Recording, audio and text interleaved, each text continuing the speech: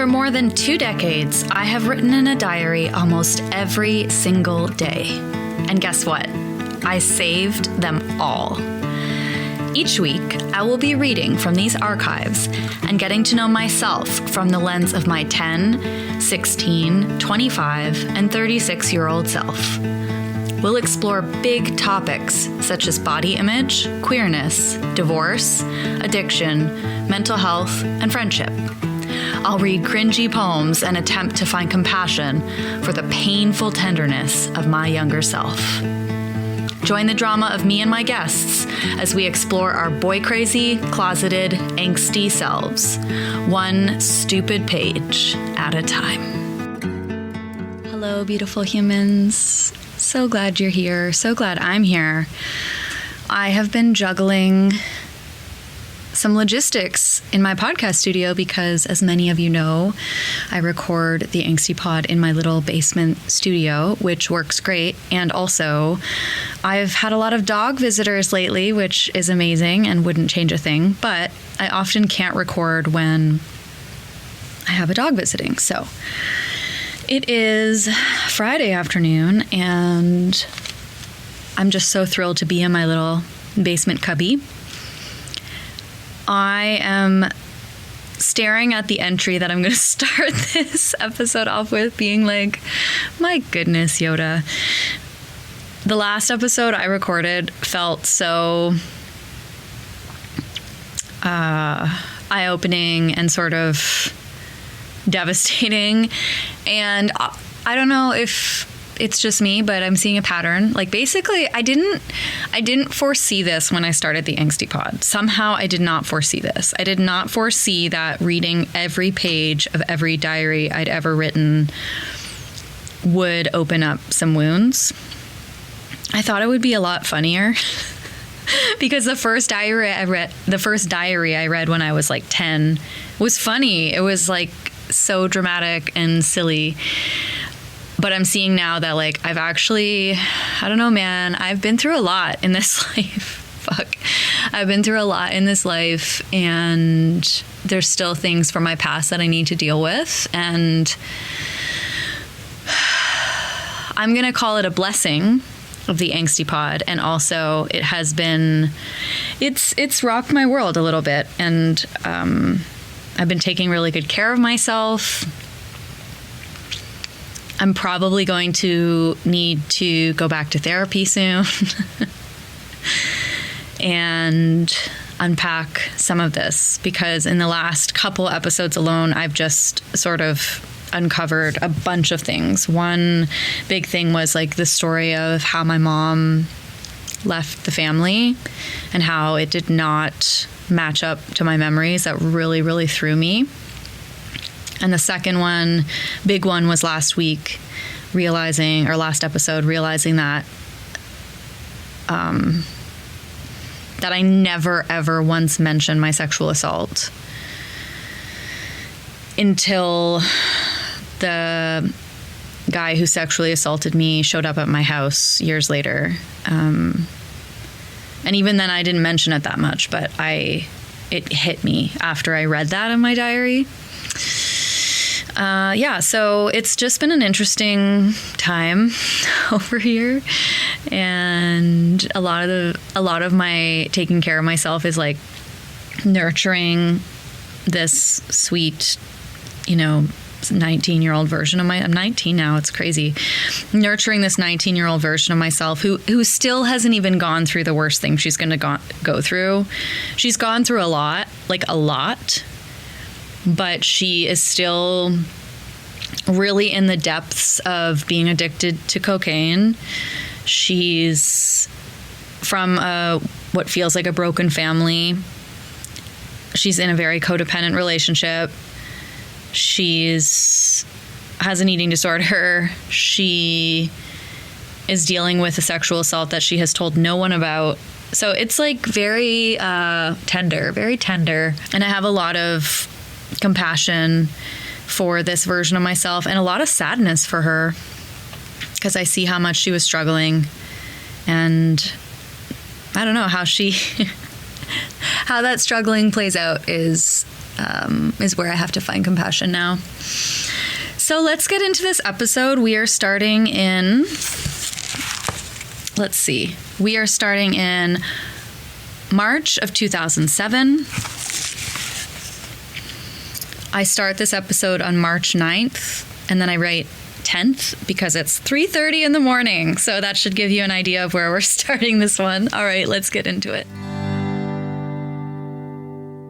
Okay, March 10th, 3:30 a.m. I need to write. It's been too big of an absence. I decided last week that my weight is causing an issue of stress. I feel so ugly, and most of my clothes don't fit. I've gained 15 pounds. I feel unhealthy, so I'm going to try really hard to eat healthier and lose weight. I hate that opener. I fucking hate that opener. And also probably every diary I've ever written has like opened with a paragraph like that. I think you would be hard pressed to find a diary where I haven't written essentially that. The reason I gained weight is because I wasn't doing cocaine every day anymore. I wasn't cocaine skinny. And also because I'm like a growing girl who's hit puberty, whose body is changing. So I also, at this point, was definitely using food as medicine because at home things were very strange because my mom wasn't around anymore and it was just me and my dad living at home at this point.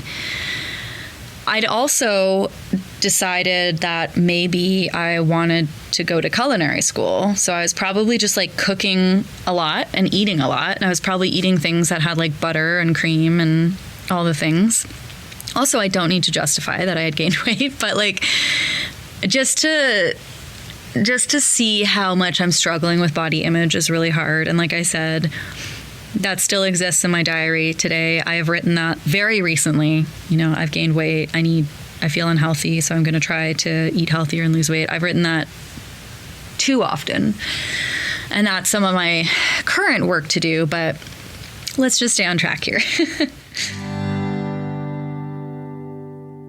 I said last weekend the power went out, so Dad and I had nothing to do. So we cleaned all day, played cards, and chilled. It was actually a great day. I have noticed, though, that Dad seems stressed lately. Sometimes he just looks like he's going to explode. Okay. That also hasn't really changed. Like, I feel like if I was at my dad's house today and the power went out, we would probably like play cards and just chill. And then I also find that a lot of the times when I see my dad, he looks very stressed. He's not really, but he sometimes is. Then I write, last Saturday, I went out to lunch with Becky, Barb, and Justin. I actually don't know who those people are. On Tuesday, I had my appointment with Dr. Cruz, despite appreciating that Mom took time out of her day to take me. I was very annoyed by her. She smokes so much. It was an okay day, though. On Thursday, Cassie and I had plans to go to GT's.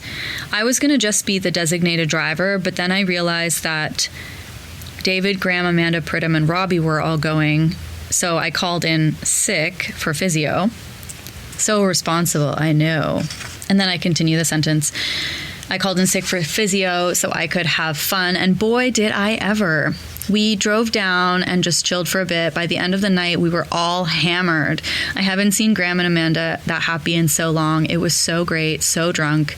David was kind to me, lots of laughs. Robbie and I spent a little time together. We danced. He was my make-believe boyfriend, so I didn't get hit on. Haha.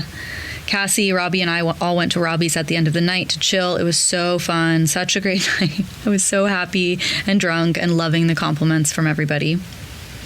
Okay, so that's, I don't know, that sounds fucking fun. Anyways, today I slept all day. Duh. Jenny came over at 5 and woke me up. We went to Casey's for dinner, chilled and got along pretty good for the first time in a long time. I always wondered if Mom and Dad split would somehow split us up, especially with her living with Mom and becoming more like her every day, and likewise with me and Dad. But she told me that it would bring us closer, and I guess she was right. Yeah, so that is an interesting dynamic that I don't write about that much, but it certainly, I think it's very strange that, you know, I stayed living with my dad and my sister went to live with my mom. And I do think it's kind of because when I was growing up, my mom and my sister just always had more in common than me and my mom, in the sense that they were both sort of homebodies and wanted to like be inside doing activities, whereas I just wanted to like be outside playing with my dad doing stuff. Like I always wanted to like learn how to run the tractor and build stuff, and I was a little tomboy. And even when there was other people around, like when it was always my sister and my mom and my grandma like inside doing stuff, and then me and my dad and my grandpa outside. And so I think it's pretty normal that I took on more of the characteristics of my dad and my sister took on more of the characteristics of my mom. But even physically, like I look just like my dad. I think my sister looks a lot like my mom. And I guess it's not surprising, but it felt like a strange arrangement then. And I think it still feels like a strange arrangement now, but that's how she went. So next I write about just like another party that I went to. I said, tonight we all went to Shannon's. It was a fun night. Jeff, Cassie, and Bishop and I went on a tour to wash my car. It was by far the funnest tour of my life. It was awesome. We all just hung out at Shannon's. Jeff was being hysterical. It was a night full of good times. It got kind of fucked up when Jordan got there and all the drama went down. There's really only one thing on my mind: Corey and me. I made an honest effort to let him know that I still like him. I asked him to come get my blood tests with me because I didn't want to go by myself. I thought the day would go smoothly and that he'd be there to support me and all would be well with us. The day, however, turned out to be a disaster. Uh-oh. By the end of the day, all I wanted to do was get away from him. I don't know about us. When I think about him right now, I wonder why I'm with him. I mean, I know why I'm with him. He's nice, a genuinely nice guy. He's respectful. He lets me have all the freedom in the world. What more could I ask for? Well, a lot, apparently. I feel like I need things from him that are just impossible. I need someone who is obsessively clean, organized, who makes to-do lists, and who can't sleep until they're all done. Who likes the music I like, the food I cook, the places I go. That's hilarious. I'm like, Yoda, you're not looking for a high school boyfriend, you're looking for a fucking wife. Corey is the best guy for me by far, but I always find myself hating him when I'm around him. I have it in my head that we aren't going to have a future together because A, he can't get a job to take care of me. B, he is too spoiled by his mom to be responsible, independent right now. And C, he isn't willing to do a lot of the things that I see for my future. I need someone who is willing to work extremely hard for their independence. Corey is as far from that as anyone I know. I just don't understand how he can be so stuck. He's stuck in his life right now and doesn't even know it. I need to talk to him. Tonight, I made an effort to give him a big hug and kiss. I hate him thinking that I hate him. I'm just confused. Wow. It makes me feel bad because I know that I just like treated him so badly in that moment. And also, I think what I'm saying is valid. I'm only 19, and the way that my life looks right now is like I'm probably going to college in the fall. I've taken a year off because I didn't know what I wanted to go to college for, but also I didn't want to leave Corey behind. And in that year that I took off, Corey got arrested and is like basically on house arrest. So we're not having a lot of fun together. And when we are spending time together, we are clashing. And that's hard. Like, it's hard to think about that and remember that. And also, like I said, I think it's pretty valid. We'll see. Okay, so the next day after that, I write March 13th, 2007.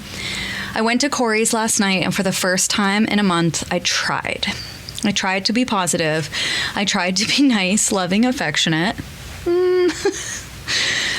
I tried so hard to make Corey feel like I still wanted him. I tried to make our night feel like a typical night when things were fine. Watch a movie, joke around, make out. And they were normal. We drew hands on each other's hands, whatever that means. We ate Jelly Bellies and laughed. And when we were about to relax together, he started talking. I remember exactly how it started. I tried to kiss him and he didn't kiss me back. I guess I deserved it. There have been many times, especially in the past month, when I haven't kissed him back, but it hurt. I knew what was coming, but I had no idea that it would be him who brought it up. He asked if I was feeling strange, if I noticed that things had been different the past while. I said yes. I couldn't explain why. Perhaps it was talking to Dave that one day. Perhaps it was because of Mom and Dad's divorce that has made me even more cynical towards love, in quotation marks. Perhaps it's been the bars that I've been at every weekend.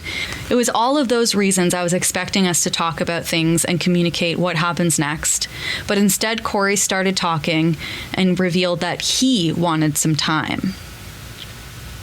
Oh my God, I don't remember this. I started to cry. I just wasn't prepared. He said he felt fucked up, scared, like he couldn't handle being with me. I had nothing to say. I guess, in a way, I felt like I should have felt one of two things. Relief. I had felt strange around him, like I needed a change, like I needed something more for a long time. Or I should have felt immense regret and begged him to stay with me, because I think if I would have done that, he would have. But I couldn't say anything. We kissed once before I left, and then I got in my car and drove away. I have never seen him in so much pain, and I have never felt so at odds with myself. I fully do not remember this, and I'm like, this can't be when we break up. No, it's not when we break up, but I feel like I lost the perfect guy. Corey was one of a kind, gave me all the freedom in the world. He gave me that without restraint, which is something no one else could ever give me. He gave me the best feeling, like I was able to do anything in this world, and for the same reason, I picked his one flaw to pieces. I regret that. I mean, for all the reasons I can't see us being together, that shouldn't be important, but they are, and I guess that means something. And I needed to know that I could have that choice. So I called him later. He said he was happy to hear my voice. I don't even know if I believed him. I told him that I loved him anyways, because not telling him that would only lead to more regret. I inserted a literal list of pros and cons, which I'm like embarrassed to read, but like, he's nice to me, would never intentionally hurt me. Besides, he has no job. I can't see him getting one soon. He doesn't want to fight. He would do anything to make me happy. Not possessive, sexy, satisfies me first most of the time, wants to be affectionate, likes to have fun, good to his friends, adventurous in sex life, thinks I'm sexy. His family, they're all nice to me. He can drink, romantic when the time is right. He enjoys music, is sad when I'm sad. You're just describing codependency, but okay.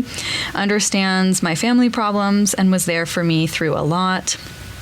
Cons list are, doesn't have a job, doesn't understand money, not a go-getter, too dependent on his mom, annoys me sometimes, does boy things that make me feel gross, doesn't have interest in my cooking, is in trouble with the law, sometimes late, forgetful, doesn't have a huge sense of responsibility. And then I wrote underneath in a star that says, all these things are because he's young. Today is supposed to be my goal day, that if I'm not going back to work full time, I should find another job. I'm working more, about 20 hours a week, but I'm still not making a lot of money. This is as a result of my car accident that I had. I was like on like partially reduced work hours. I also went to Corey's again today just for a cigarette butt. I also went yesterday after work to drop off dinner. Well, yesterday, actually, he was supposed to come to my work at 7. At 7:20, I called him. He forgot. The fact that he forgot just proves my point that he isn't responsible. And like every other time, I chose not to get upset about it and tell him that it was okay, that I didn't care, which proves why we are probably not going to work out, because I can't just tell him how I feel about anything. We've gotten so used to not confronting anything that it is too hard to bring important shit up to each other.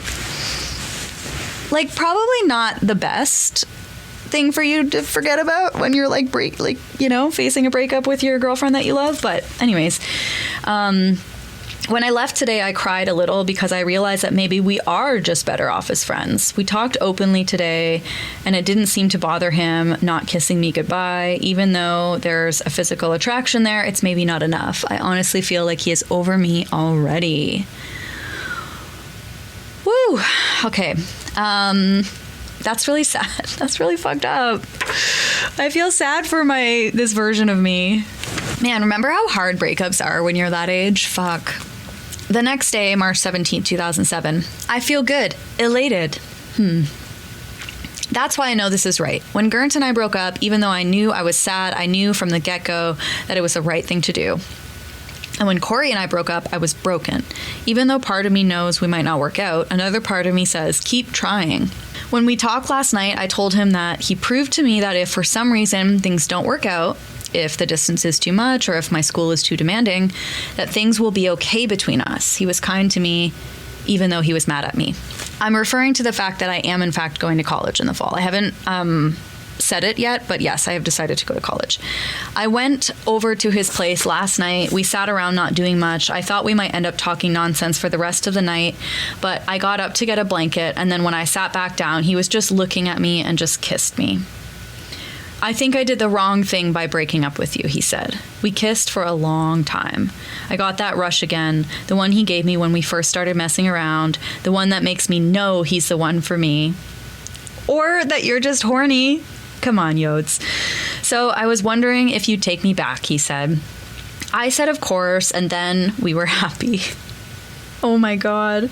We talked about how we needed to talk more, about how not communicating is what got us here in the first place. He said he was sorry for hurting me. I told him, it's okay, you were just pushed to your limits. I have to realize when I'm being cold, and hopefully he will help me out by telling me from now on. I feel happy. I feel like I made the right decision. I feel awesome about finally having him be close again. Okay, so we broke up for a day, maybe 2. Just like that. There's so much there. Like, there's so much. Him ending things with me was a huge shock because I definitely thought I would be the one ending things with him. And it shows how rocky our relationship is. And it also shows how much of like an abandonment wound we both have. Yeah. I'm just gonna let you all in. This isn't a spoiler alert necessarily, but basically like we continue to like break up and get back together for the next long time, for the next year at least, if not like 2 or 3 years. And it's so painful. It's so painful. Regardless of my elation, I still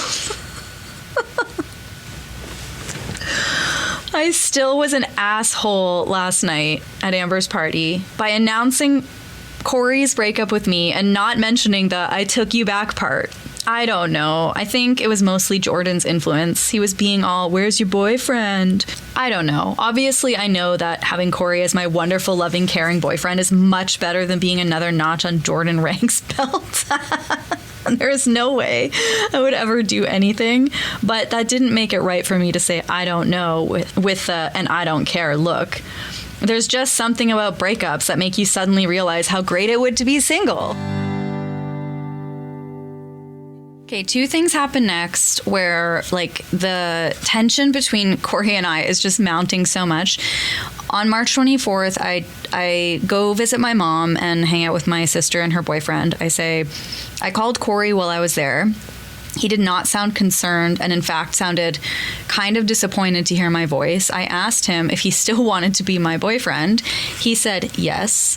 I told him that didn't sound very sure, to which he said, well, I'm not really sure what I want right now. Can we talk about it some other time? Okay.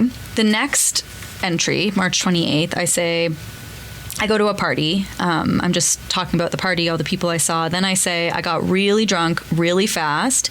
I was having a really good time until Corey got there. I was so excited for him to get there. When he got there, I gave him a big kiss, to which he pulled back and said, have you been drinking? I felt so insulted and offended and gross. So all night I was upset. I still chilled with people and drank, but I was upset drinking. Corey thankfully took me back to his house. I felt unwanted. Aw, that's sad. But we sat for a long time and talked about things. He told me he wanted to be with me and how happy I make him. We had sex. It was good, but I was drunk. We chilled the next day until 5:30, and then I went to work.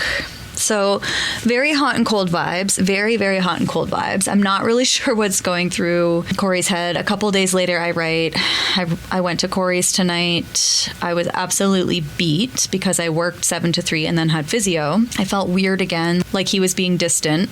Every time I talk to my friends about how I feel like Corey doesn't want to be with me, they say, I can't imagine him not loving you. But maybe something happened to him while we were on our break. A lot can happen during a time like that. So I questioned him. Why don't you ever make plans with me? Why don't you ever call me anymore? He says he doesn't know. Sighs. I don't know. I was just so upset about it. So I said I wanted to leave. As I was leaving, we were joking around, and I felt good again. He gave me a big, nice kiss, and it's times like those where I'm sure that we are meant to be, but then there are those other times. The saga continues. I fear the saga will continue for the next 12 episodes, and I'm so sorry in advance. I also wrote something in this entry of, I went to Jay's tonight. You remember my pal Jay? I haven't seen him in a long time. I went to Jay's tonight just to stop by. It was nice seeing him.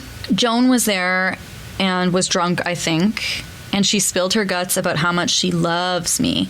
Maybe if we don't see each other often, we're meant to when we do. I'll always be your friend, she said. We talked about Corey, then Lou. She said, even though you two will always be friends, you will always be more than friends too. You can't have regrets. I miss Lou so much, and I think about him often.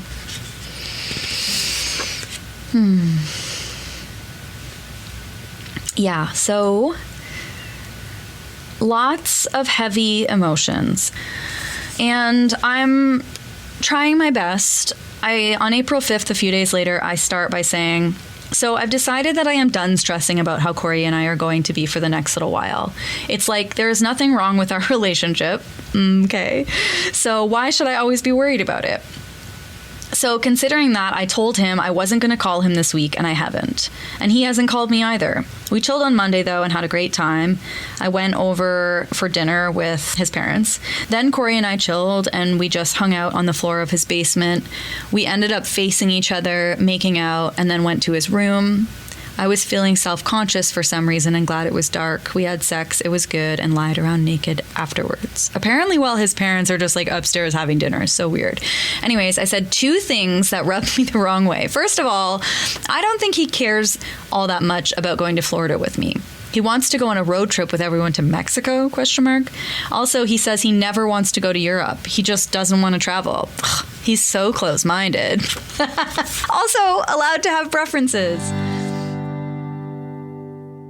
Okay, this next entry is super unhinged. I'm going to read it in its entirety because I feel like it just shows where I'm at, like mentally. I say, basically, Corey convinced me to go to a dance. I don't even know where the dance was, but like somewhere, it's like a country dance, I guess. As soon as I got there, you'll never guess who I saw. Tyler Albright and Chris Hope. Haha, it was so awkward and blushy. Oh my God, 6 years later and Tyler still embarrasses the hell out of me. He looked me up and down and said, "You've grown up a little." Gross. I met up with Cassie and Amanda and they all looked so good. and I could tell they were pre-drunk. The dance itself was full of people. Again, then I just list all the people that I saw. I'll call this person Daniel. Daniel was there. Wow. He's changed a lot, much more forward. He told me I looked really great and that I'd grown up a little. Again, ew, gross.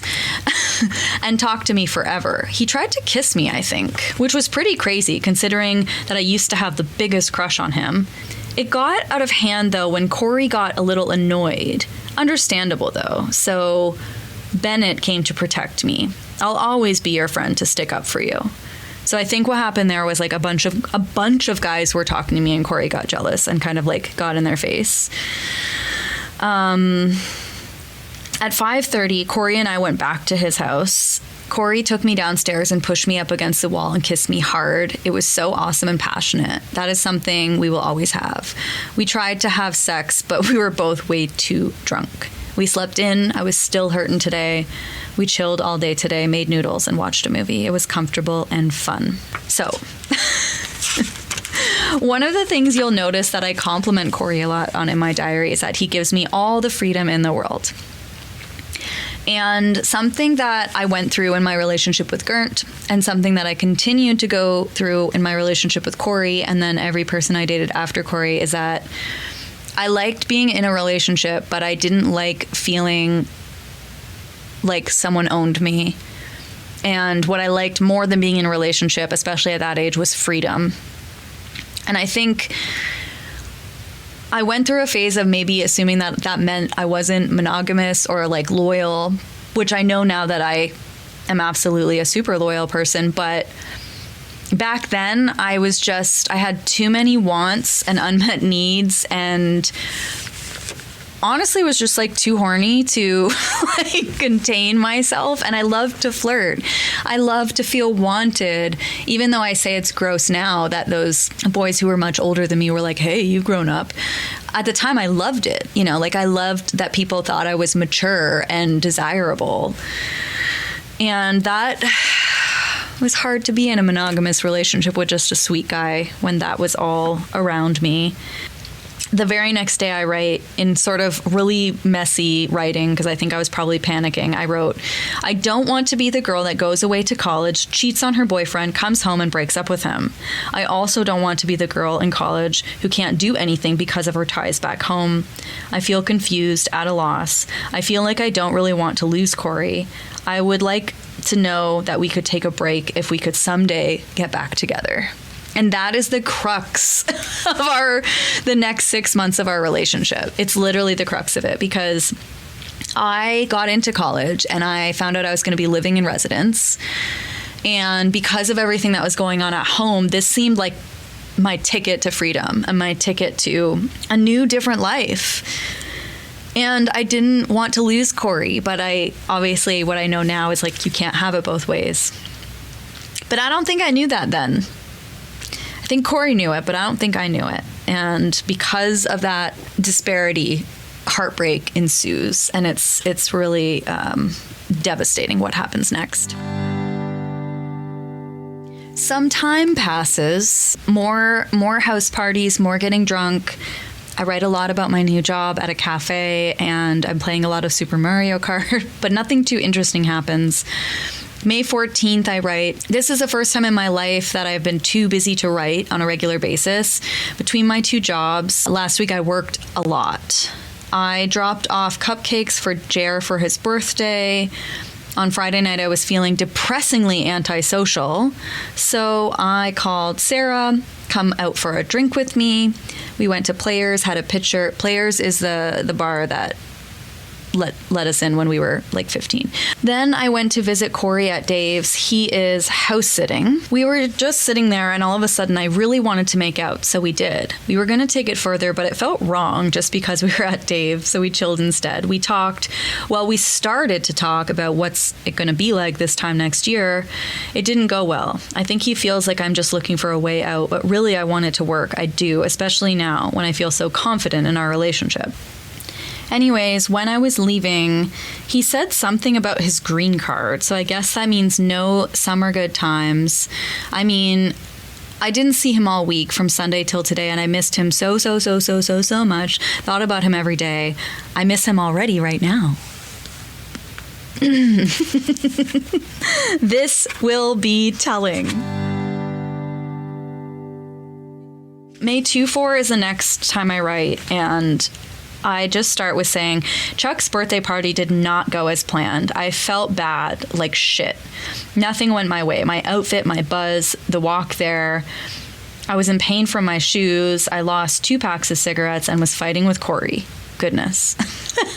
That sounds terrible.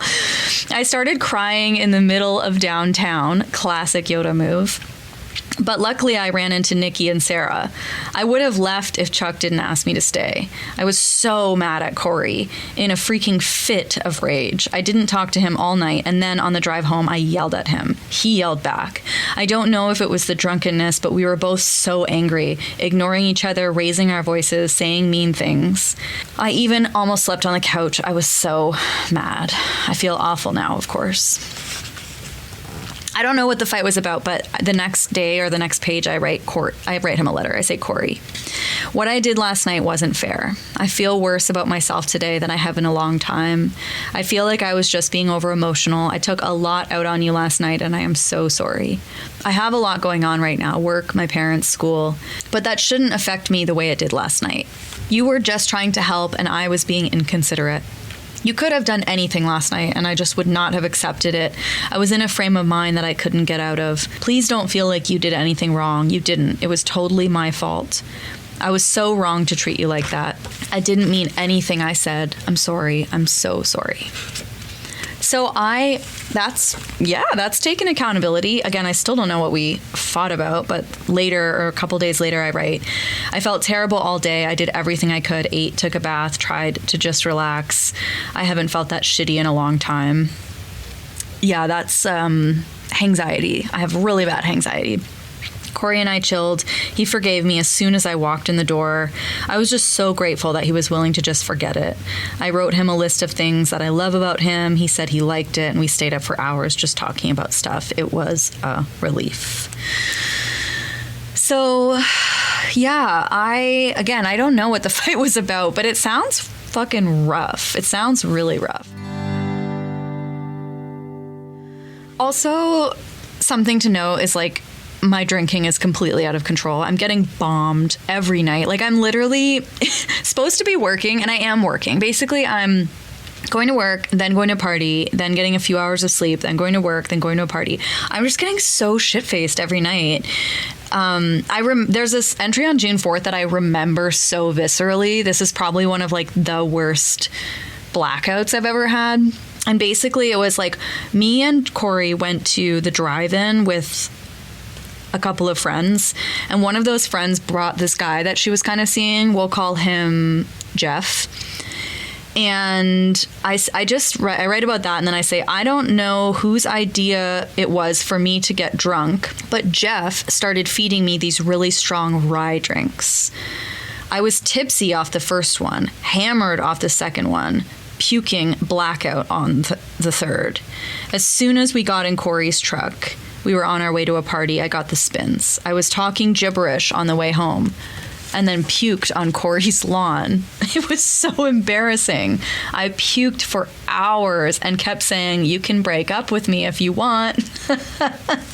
He took good care of me, though, and we hung out all day the next day, even though I didn't feel very well. We watched movies, napped, and he made me soup and fed me popsicles. Yes, I remember that viscerally, and is a sign of what's to come, most definitely. I am of legal drinking age now, though. I am at least 19. Okay, so a little bit later, Corey goes to Florida because he's visiting his dad. I'm invited to come, and I decide to stay home. He's gone for 2 weeks, and I live it up. My boyfriend's away, and I live it up. I don't do anything by the book wrong, but I will just say that I was really enjoying not having my boyfriend around, which is obviously not a good sign. I'm just writing about all these, like, different basically the whole next many pages is about me going to parties, me getting drunk, me getting hit on, me feeling a combination of like hot and also disgusting. I have these two entries that are side by side. That like the first one is like, I'm really unhappy that Corey is coming home a week early. Like he's supposed to be gone for 2 weeks and he's only gone for 1. And I just say like, I'm not happy that Corey is coming home for a week early. And that is what makes me a bad girlfriend. I don't know. It's just been kind of nice not being his girlfriend for a change and just being Yoda, being able to talk to whoever I want, finding my own way home. I mean, I'm sure that when he gets back, it will be nice to be someone's girlfriend again. But for now, I don't know. I feel like this test we took before I go away, I failed. I want to be on my own. The next entry, literally the next day, the next page is like, Corey's home. We had a nice little dinner. I went over. He told me how nice I looked. We kissed, hugged, said how much we missed each other, blah, blah, blah, blah, blah. So yeah, it's just like kind of... It's just a lot. Like, it's a lot to navigate of like how, I guess, indifferent I felt about our relationship and how much I struggled to be in a relationship. I tried to express that to him after sex, and I say like, we cuddled and then started to talk. I told him, you know, it was kind of nice to be on my own when you were gone, you know, like I could be independent, let anything happen. Terrible thing for anyone to hear. I say he didn't really understand, but as we got to talking, he started to get things. He says, like, yeah, it's a nice thought and everything, is being the one couple who works out while one of them is in college. But why do that to ourselves? What if one of us really wants something, but we can't, even though we're not really together? I mean, everything is going to change for us. I know. And then I say, I know you will let me do whatever I want, but it's not really about that. It's about being on my own, growing up on my own. I can see a future for us, I can, but maybe instead of fighting to stay together during one of the hardest years to do it, we should take it easy and see where we are when I get back. If it's meant to be, it will happen. It was a great talk, exactly what I needed to happen.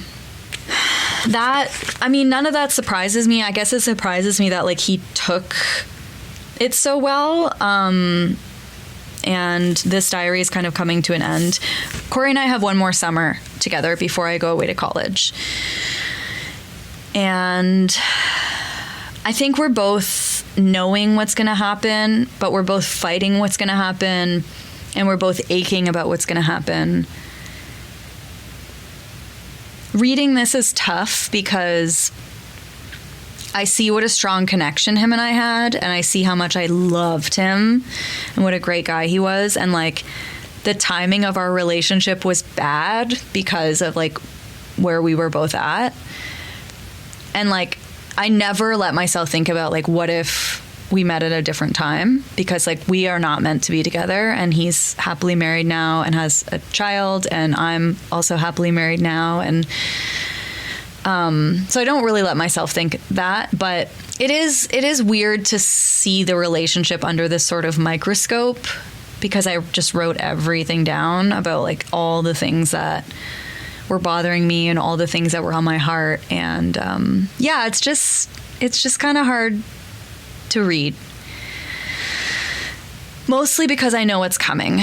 And I know what is coming is we both hurt each other a lot. And I wish it was just like over now. I wish it was just over now, because we could just have avoided so much hurt. I don't know. On June 21st, I write, I don't know. Sometimes Corey and me have such an amazing thing, but lately, even when it is amazing, it feels forced. I feel like I get so angry with him sometimes for no reason, and I think the reason might be because I'm just truly not in it anymore. I don't know. Corey is great in so many ways, but I still don't want to be with him in so many ways. I hate myself for thinking this way, but I can't help but just be so angry with him some days. I will end this on my last entry of this journal of it's wedding day, being Corey's parents are getting, his mom is marrying his stepdad. June 23rd, it's wedding day. I am not happy. Go figure. I was running around London trying to get a hair appointment. I started crying, uncontrollably bawling, actually. It wasn't about my morning, though. I think it's more about me and Dave hanging out last night. Dun, dun, dun. Okay. I called him out of the blue, half expecting him to not be home, half expecting that if he was home, that we might just chit-chat and go our separate ways. But instead, he sounded excited to hear from me. Thrilled, actually. We met up. Fuck, I was nervous. And then the page ends. The next day is June 25th, continued from June 23rd. And I start by saying, I can't exactly continue the story about Dave. I'm thinking too much about my weekend. Okay, so hold that thought. I am, because I can't remember what happened with Dave. But on Saturday morning, I had a little freak out. I went to the mall, couldn't get an appointment. So I went over to Mom's and just started bawling. I couldn't think. All I could think about was Dave. I came home and Corey came to get me at 12:30.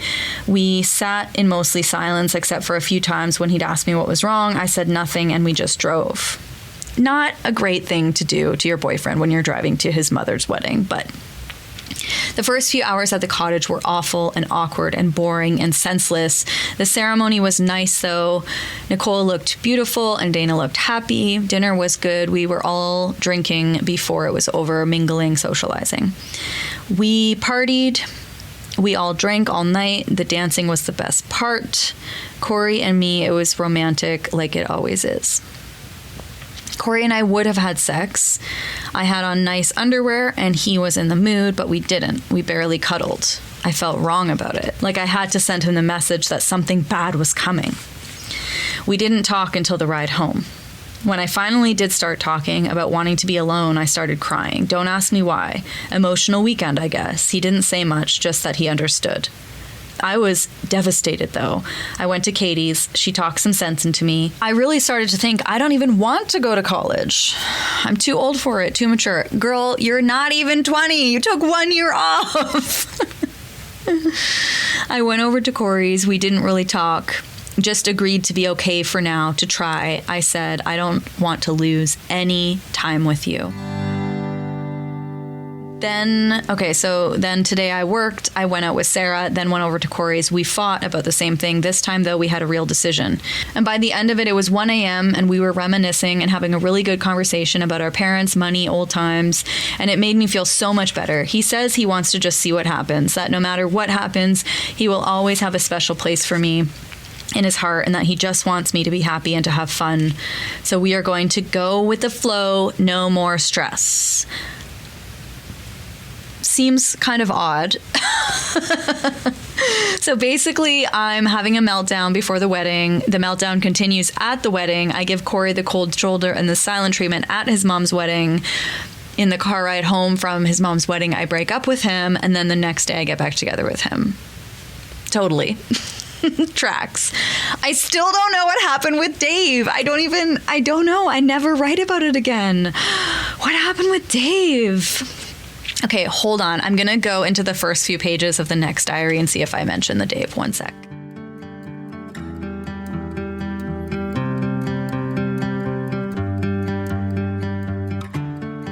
I'm so sorry, friends. There's nothing about Dave. So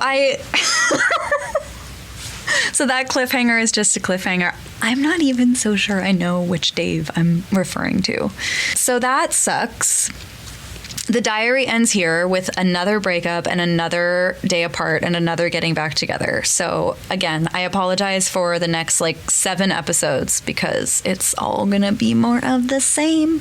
But lots of other stuff happens, including me going off to college. Crazy. And also more romantic entanglements with friends, with girls. A lot is going to happen in these next couple entries, and it's going to be a bumpy ride, and I'm glad that you're on the ride with me. And a little prayer for this version of myself. Dear 19-year-old Yoda, I love you. Thank you. I'm sorry. I forgive you. To Corey, too. I love you. Thank you so much. I'm sorry so hard, and I forgive you. All right, everybody, thanks so much for listening.